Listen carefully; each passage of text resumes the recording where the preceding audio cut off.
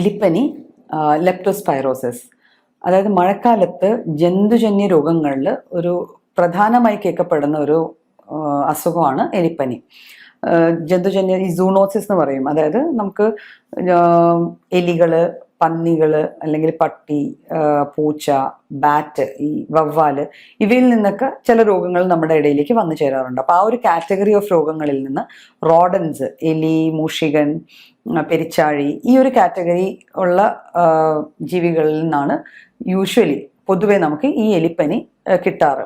അപ്പം നമ്മൾ സാധാരണ എലിപ്പനി ഒരിടക്ക് നമുക്കൊരു അത്യാവശ്യം ഒരു എൻഡമിക് പോലെയൊക്കെ വന്ന് നമ്മളെയൊക്കെ അലാം ചെയ്ത ഒരു അസുഖമാണ്. അതുകൊണ്ട് തന്നെ നമ്മൾ മഴക്കാലം വരുമ്പോൾ അതിനെക്കുറിച്ച് കുറച്ച് ബോധേർഡ് ആവാറുണ്ട്.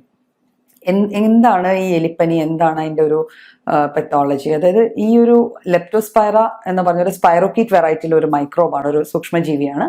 ഇത് എലികളെ പോലെ, എലി, പെരിച്ചാഴി, ഈ കുറച്ച് മുമ്പ് പറഞ്ഞ ഈ ജന്തുക്കളുടെ വൃക്കയിലായിരിക്കും ഇവ താമസിക്കുക.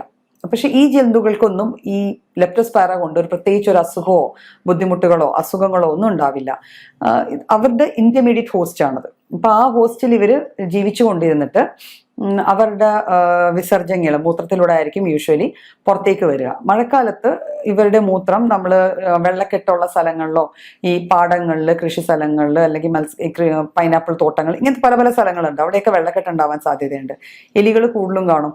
അപ്പം ഈ എലിയുടെ മൂത്രം കണ്ടാമിനേറ്റഡ് ആയിട്ടുള്ള വെള്ളം നമ്മളുടെ ശരീരത്തിനുള്ളിലെത്തുക, അതായത് നമ്മുടെ വായ, മൂക്ക്, കണ്ണ്, ചെവി മുതലായ അവയവങ്ങളിലൂടെ ഉള്ളിലേക്ക് എത്തുകയോ അല്ലെങ്കിൽ നമ്മുടെ ത്വക്കിന്റെ പുറത്തുണ്ടാവുന്ന ചെറിയ പോറലുകളോ മുറിവുകളിലൂടെ ഇത് ഉള്ളിൽ നമ്മുടെ ശരീരത്തിൽ കയറിപ്പറ്റുകയും ആദ്യം ചെറിയ ലക്ഷണങ്ങൾ, അപ്പോൾ 2 തരത്തിലാണ് എലിപ്പനി. ആദ്യം ഒരു മൈൽഡ് സെറ്റ് ഓഫ് സിംറ്റംസ് ഉണ്ട്, പിന്നെ ഒരു സിവിയർ സെറ്റ് ഓഫ് സിംറ്റംസ് ഉണ്ട്. അപ്പം മൈൽഡ് സിംറ്റംസ് എന്ന് പറയുമ്പോൾ ചിലപ്പോൾ ചെറിയൊരു തലവേദന, ശരീരം വേദന, വിശപ്പില്ലായ്മ, അല്ലെങ്കിൽ ഒരു ചെറുതായിട്ടൊരു ഓക്കാനം തോന്നുകയോ അങ്ങനെ എന്തെങ്കിലുമൊക്കെ തോന്നാം.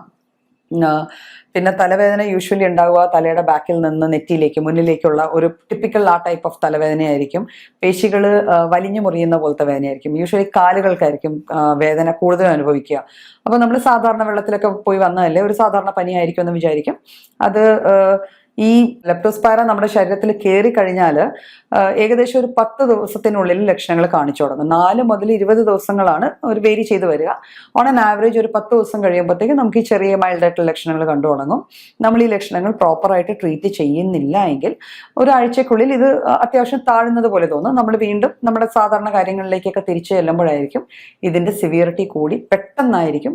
പിന്നെ വരുന്ന സിംറ്റംസ് വളരെയേറെ സിവിയർ ആണ്. വളരെയേറെ എന്താ പറയുക, ഒരു ഡയാലിസിസ് സ്റ്റേജ് വരെയൊക്കെ ഒരു പേഷ്യന്റിനെ എത്തിക്കാൻ സാധിക്കുന്ന തരത്തിലായിരിക്കും എലിപ്പനി പിന്നെ അങ്ങ് സെക്കൻഡ് സിവിയർ മോഡിൽ വരുമ്പോൾ വരിക. അപ്പൊ അത് എലിപ്പനിക്ക് വേറൊരു പേരുണ്ട്, വീൽസ് ഡിസീസ് എന്ന്. അപ്പൊ ഈ വീൽസ് ഡിസീസ് കണ്ടുപിടിച്ചത് തന്നെ ഒരു 1886 ആ കാലഘട്ടങ്ങളിൽ ഒരു ഡോക്ടറായിരുന്നു. പുള്ളി ഒരു കേസിൽ അത് ഹൃദയത്തിനും പ്രശ്നമുണ്ട്, സ്പ്ലീനിന് പ്രശ്നമുണ്ട്, പ്ലീഹ എന്ന് പറയുന്ന ഒരു അവയവത്തിന് പ്രശ്നമുണ്ട്, കിഡ്നീസിന് പ്രശ്നമുണ്ട്, പിന്നെ നമ്മുടെ ലിവറിന് പ്രശ്നമുണ്ട്, ഹെപ്പറ്റോമെഗാലി, സ്പ്ലീനോമെഗാലി, പിന്നെ ഈ റീനൽ ഫംഗ്ഷന്റെ പ്രശ്നം, ഇതെല്ലാം കൂടെ കാണുന്ന ഒരു അസുഖം കണ്ടുപിടിക്കുകയാണ് പുള്ളി. അപ്പം ആ അസുഖം കോസ് ചെയ്യുന്ന ജീവിയെ പിന്നീടാണ് കണ്ടുപിടിച്ചെങ്കിലും പുള്ളിയുടെ പേർക്കാണ് നമ്മൾ ഇതിനെ വീൽസ് ഡിസീസ് എന്ന് പറയുക.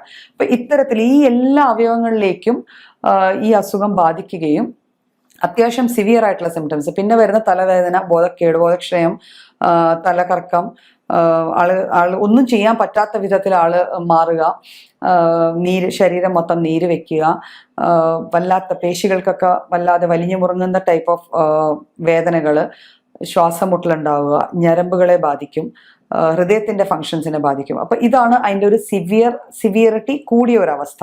അപ്പം ഈ ഒരു സംഭവങ്ങൾ ആ രീതിയിൽ ഉണ്ടാവുന്നത് കൊണ്ടാണ് നമ്മൾ ഇതിന്റെ മൈൽഡ് സ്റ്റേജിൽ തന്നെ ട്രീറ്റ്മെന്റ് വേണ്ടി വരും. അപ്പൊ ഇതിന് മൈൽഡ് സ്റ്റേജിൽ പിന്നെ ഒരു പ്രത്യേകത ഉള്ളതെന്ന് വെച്ചാൽ ഇതിൽ ഷിവറിങ്, നല്ലപോലെ കിടുകിടാന്ന് പറഞ്ഞുള്ള ഒരു കുളിര് കാണും.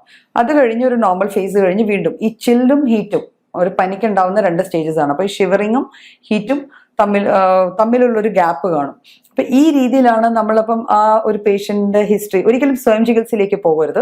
ഇങ്ങനെ നമ്മൾ വെള്ളത്തിൽ ഇറങ്ങിയിട്ടുണ്ട്, നമ്മൾ റോഡിൽ വെള്ളത്തിൽ കൂടെ നടന്നു വന്നിട്ടുണ്ട്, കാലിൽ ചെറിയ പൊട്ടലോ പോറലോ ഇല്ലെങ്കിൽ പോലും നമ്മൾ അത് കഴിഞ്ഞ ഉടനെ നമുക്ക് ഇങ്ങനത്തെ കാര്യങ്ങൾ, ശരീരം വേദനയും തലവേദനയും ഈ ആദ്യം പറഞ്ഞ മൈൽഡ് ആയിട്ടുള്ള ലക്ഷണങ്ങൾ കാണുവാണെങ്കിൽ നമ്മൾ ഒരു ഹോസ്പിറ്റലിൽ പോയി ഒരു ഡോക്ടറെ കാണുകയും അതിനുള്ള വേണ്ട ചികിത്സകൾ തേടുകയും ചെയ്യണം.